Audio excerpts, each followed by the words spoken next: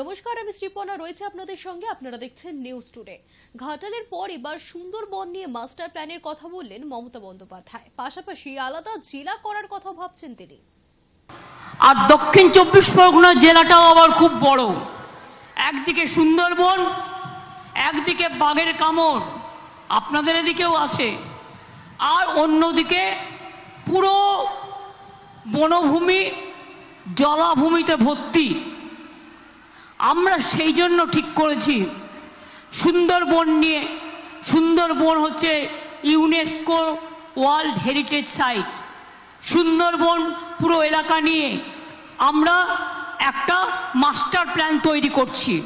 তাতে আপনাদের জেলাও নতুন জেলা হবে। আপনাদের জেলা সেই বারাসাতে গিয়ে আপনাদের গিয়ে হেডকোয়ার্টার অনেক কষ্ট হয়। আপনাদের জেলা আপনাদের মতো আপনাদের উত্তর 24 পরগনা জায়গাগুলো নিয়ে বসিরহাটের বিশেষ করে বেশিরভাগ অঞ্চল এখানে একটা জেলা হবে, আর ওদিকে বকখালি সাগর সুন্দরবন ওদের একটা জেলা হবে। আমি রাজ্যের বিরোধী দলনেতা, শুধুমাত্র রাজনৈতিক স্বার্থ দেখি না, সভামঞ্চ থেকে মন্তব্য শুভেন্দু অধিকারীর। আচ্ছা বলুন তো, এই রইজউদ্দিন পুরকাইত সাহেব একটা লিফলেট ছেড়েছেন। আমি এই ইমাম সাহেবকে বলি 2021 সালের পরে সংখ্যালঘুদের বা মুসলিমদের উপর যে অত্যাচারগুলো পশ্চিমবঙ্গ সরকার করেছে, আপনি সেদিন কেন মুখ খুলেননি?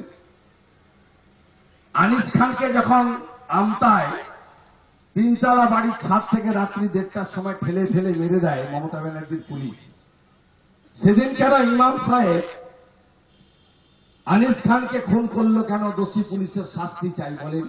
কারণ আমি রাজ্যের বিরোধী দলনেতা, শুধু রাজনৈতিক স্বার্থ দেখি না। যেখানে সরকার সরকারি দলের দ্বারা আক্রান্ত হয় আমি যাই। আগামী 24 ঘন্টা আর প্রচার করতে পারবেন না তমলুকের বিজেপি প্রার্থী অভিজিৎ গঙ্গোপাধ্যায়। তমলুকের বিজেপি প্রার্থীর প্রচারে নিষেধাজ্ঞা জারি করল নির্বাচন কমিশন। মুখ্যমন্ত্রী মমতা বন্দ্যোপাধ্যায়ের বিরুদ্ধে প্রকাশ্যে কুরুচিকর মন্তব্যের জেরে নির্বাচন কমিশনে অভিযোগ দায়ের করেছিল তৃণমূল। তারই প্রেক্ষিতে পদক্ষেপ করল নির্বাচন কমিশন। মঙ্গলবার বিকেল 5টা থেকে 24 ঘন্টার জন্য আর প্রচার করতে পারবেন না অভিজিৎ গঙ্গোপাধ্যায়।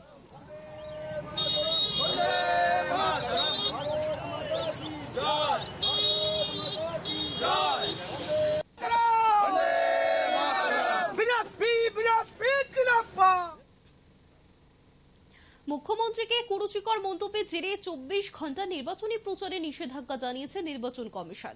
নির্বাচন কমিশনের এই পদক্ষেপে কটাক্ষ ছুড়লেন শুভেন্দু অধিকারী। কি ভাষা বলেছে মহিষাদলে এসে, বাপ বেটা গদ্দার। ইলেকশন কমিশন তখন ঘুমায়। মা বেটার ক্ষেত্রে একরকম আইন, আর অভিজিৎ গাঙ্গুলির ক্ষেত্রে আরেক রকম আইন। প্রচারে বেরিয়ে বাধার মুখে যাদবপুরের বাম প্রার্থী সৃজন ভট্টাচার্য। মঙ্গলবার গড়িয়ার পঞ্চসায়রে তার গাড়ি লক্ষ্য করে ইট ছোড়ার অভিযোগ। প্রচার গাড়ি থেকে পতাকা ছিঁড়ে নেবার অভিযোগ করা হয়। ঘটনায় তৃণমূলের দিকেই অভিযোগের আঙুল তুলেছে সিপিএম। মঙ্গলবার সকালে গড়িয়া এলাকায় হুট খোলা গাড়ি চেপে প্রচারে বেরিয়েছিলেন সৃজন ভট্টাচার্য। সেই গাড়ির পেছনে অটো এবং বাইকে চেপে মিছিল করে আসছিলেন বাম কর্মী সমর্থকেরা। অভিযোগ, প্রচার গাড়ি পঞ্চসায়র থানা এলাকায় পৌঁছতেই সিপিএম প্রার্থীর গাড়ি লক্ষ্য করে ইট ছুটতে শুরু করেন তৃণমূল কর্মী সমর্থকেরা। সিপিএম এর দাবি, লোকসভায় হেরে যাবার ভয়ে বাম প্রার্থীকে বাধা দিতে উঠে পড়ে লেগেছে তৃণমূল। যদিও তৃণমূলের তরফে এই অভিযোগ অস্বীকার করা হয়েছে।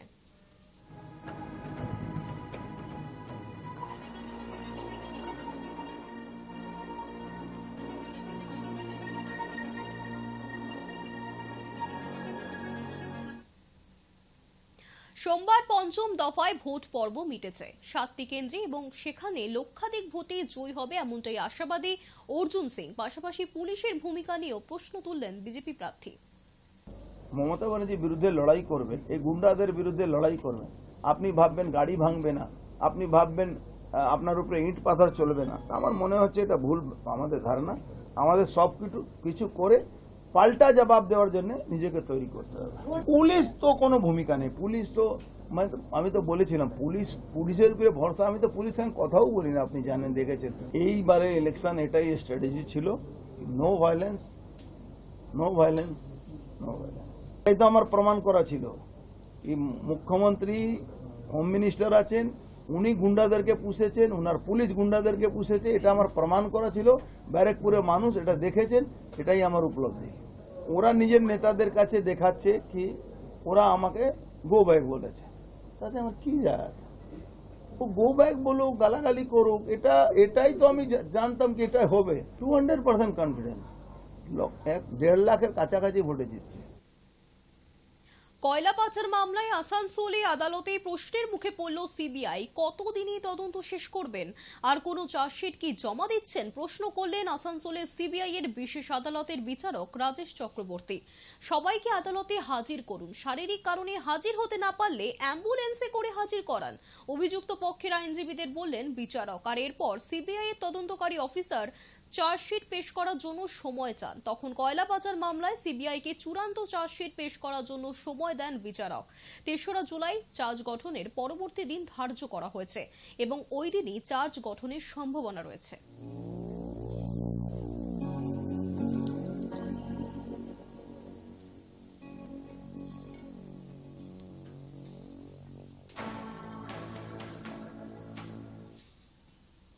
প্রভু জগন্নাথ দেবও মোদির ভক্ত, বিতর্কিত মন্তব্য করে তুমুল বিপাকে বিজেপির মুখপাত্র সম্বিত পাত্র। বিতর্কের সূত্রপাত সোমবার। পুরী লোকসভা কেন্দ্রের বিজেপি প্রার্থী সম্বিত পাত্রের সমর্থনে প্রচার করতে গিয়েছিলেন প্রধানমন্ত্রী নরেন্দ্র মোদী। পুরীর মন্দিরে পুজো দেওয়ার পরে রোড শো করার সময় সাংবাদিকদের মুখোমুখি হয়ে বেফাঁস মন্তব্য করে ফেললেন তিনি। তার মন্তব্য ছিল, লক্ষ লক্ষ মানুষ আজ হাজির হয়েছিলেন প্রধানমন্ত্রী মোদীকে দেখতে। জগন্নাথ নিজে মোদীর ভক্ত। পুরী বিজেপি প্রার্থীর এই মন্তব্যের সমালোচনা শুরু হয়েছে। বিতর্কের পরিস্থিতিতে নতুন করে একটি ভিডিও পোস্ট করেছেন বিজেপি প্রার্থী। এক্স হ্যান্ডেলে তিনি জানান, মহাপ্রভু জগন্নাথ দেবের কাছে খুব বড় ভুল করে ফেলেছেন তিনি, তাই ভগবানের চরণে বসে ক্ষমা চাইবেন। আগামী 3 দিন ধরে উপবাস করবেন তিনি।